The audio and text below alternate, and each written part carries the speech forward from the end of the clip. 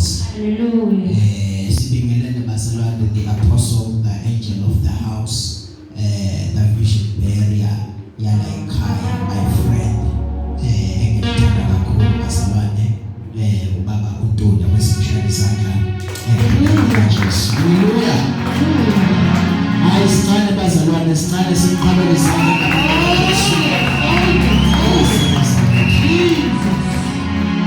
It's a greatest honor, the privilege, man of God, to be the umthembe ngepublic lakho, umthembe abazalwane bakho. Angithathi kancane, ngiyahlonipha kakhulu mfethu. Siyabonga ukuba nathi sikwazi ukuba sithembe ukuba isandla sokuzolapha umzimba wala ekhaya. Siyabonga ukuthi isishaya izandla bazalwane. Hallelujah. Bazalwane nomfundisi uHlongwane webandla eMountain of Shiloh Worship Center International is my friend, my fellows. I feel I love him so much. Mhlobo wami egameni likaJesu simqhabele izandla. Saba nendodana yami bazalwane ekhangelayo egameni likaJesu Kristu simqhabele izandla egameni likaJesu. Sibingelele omama, sibingelele osisi, sibingelele insizwa egameni likaJesu. Hallelujah. Omile phambi kwenu bazalwane umfundisi uSenzo akashabalala isibongo webandla iLiving in Victory Bible Church International kwaMashuka alibonga igama lenkosi. Lapho uNkulunkulu asibeke khona noma asithembele khona abantu bakhe. Alibonga igama lenkosi. Namhlanje bazalwane ngifikanga nomama uyafunda namhlanje basesikoleni bayafunda egameni likaJesu. Uthi angimbulisele kakhulu wathi ngisho ukuthi ngithanda ngendlela emangalisayo. John chapter number 3 verse number 13 verse number 14 wakhona omunye azibulele. Numbers chapter number 21 verse number 9.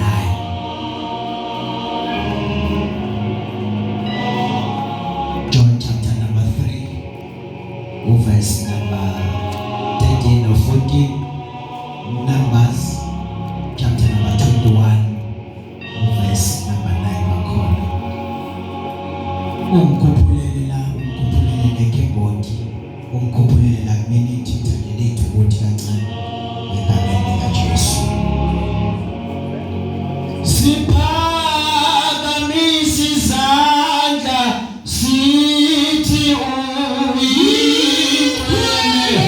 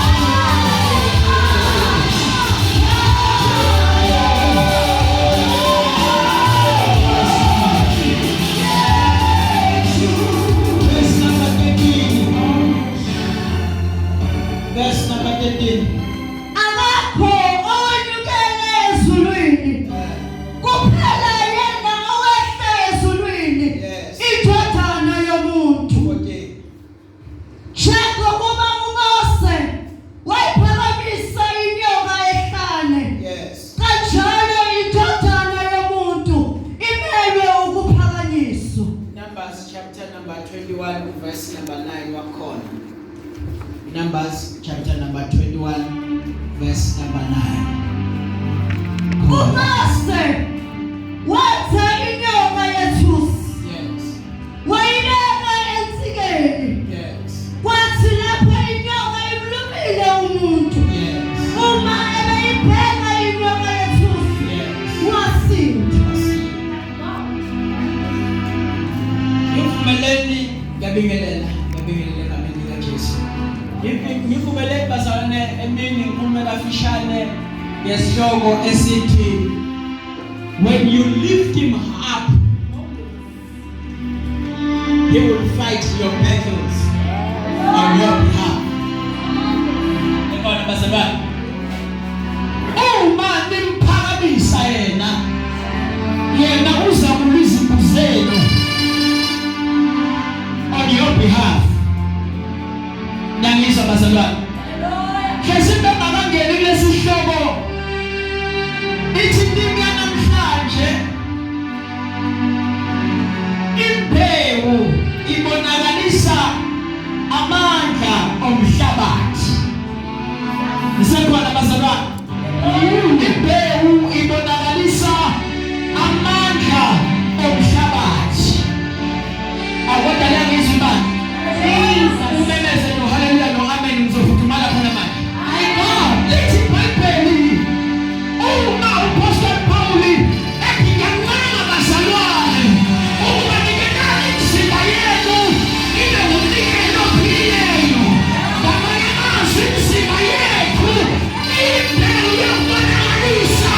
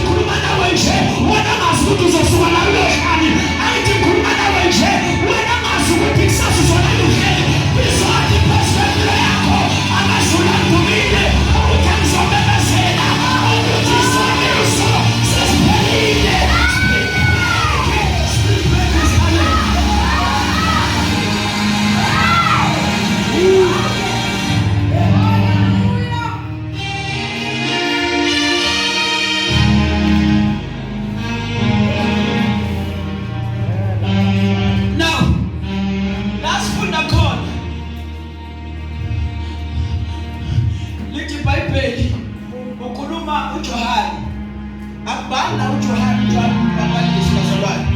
Ubani uJohane wasedisciple kaJesu. Amen. Akubhala umlimi wakhe ivangeli kaJohane. Akubhala uJohane umbhapatisi cha. Because labantu babephethe imessage engafani ngoba kamunye uJohane. Nekhona bazalwane. Akubhala uJohane oyengumfundi kaJesu. Awudalani izibani.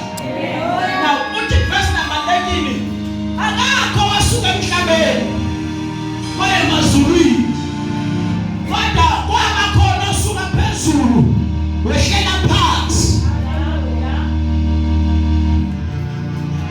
Umuzwa second verse number 14 njengalokhu Mose ayiphakamisa inyoleshane kanjalo awabheka senzo ukuthi kanjalo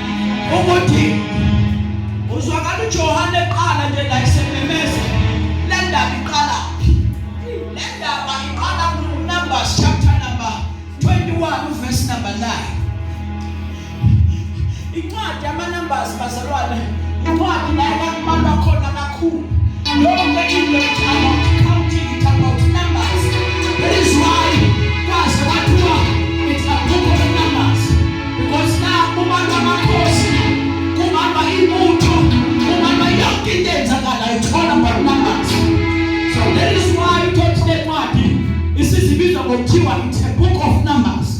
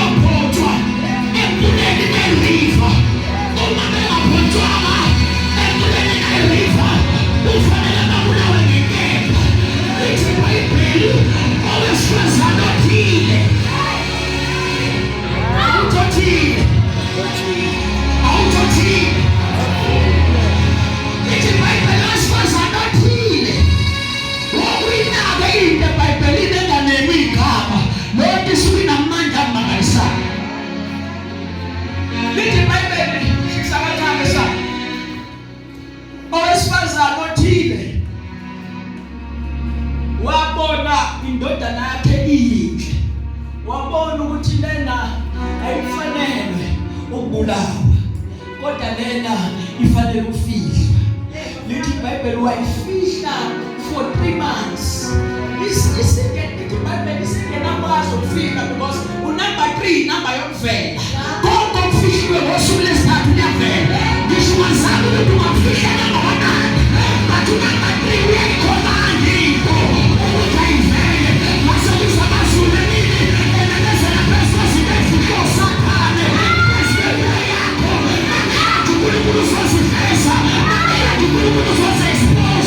This is the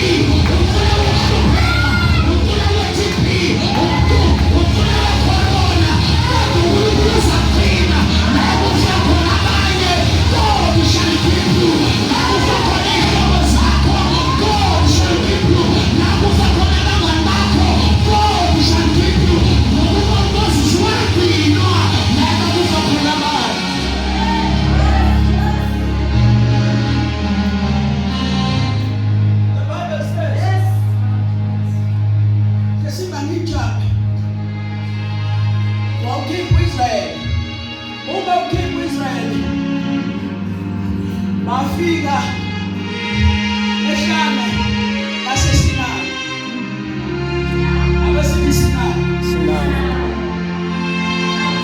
Uma befika ehlane laseSinayi wathi uNkulunkulu Moses cela ukhumula bazalwane.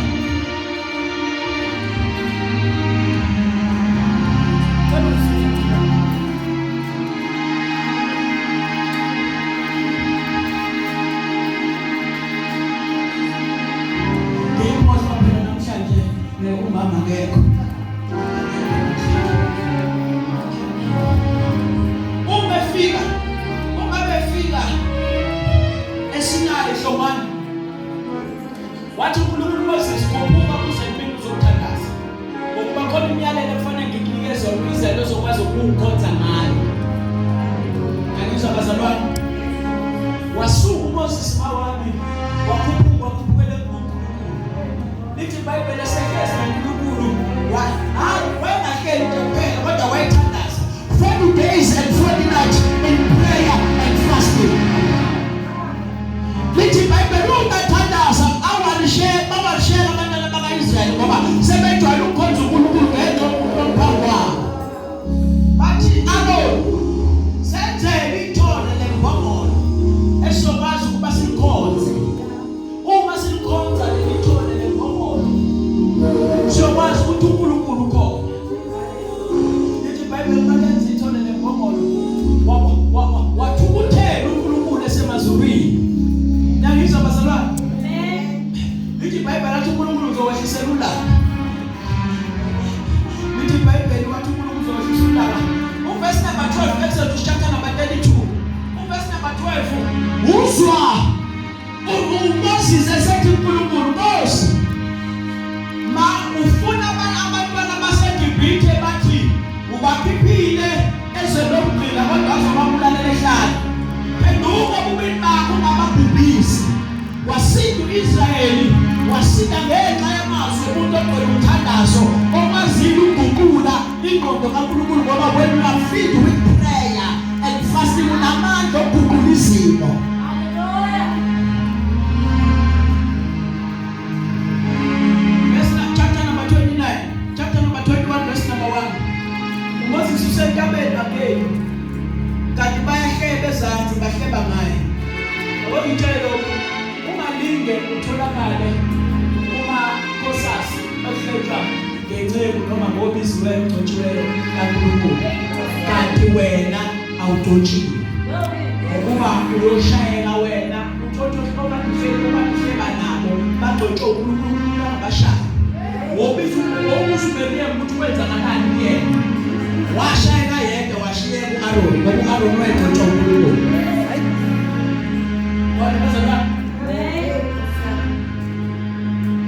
Adlule ngoba kufundisa ngebandla namhlanje. Lithi iBhayibheli uNkulunkulu wathi ngizothumela inyoka. And lezi nyoka lezi zizobadla sengathandazi. Le nyoka le enzozithumela zizobadla.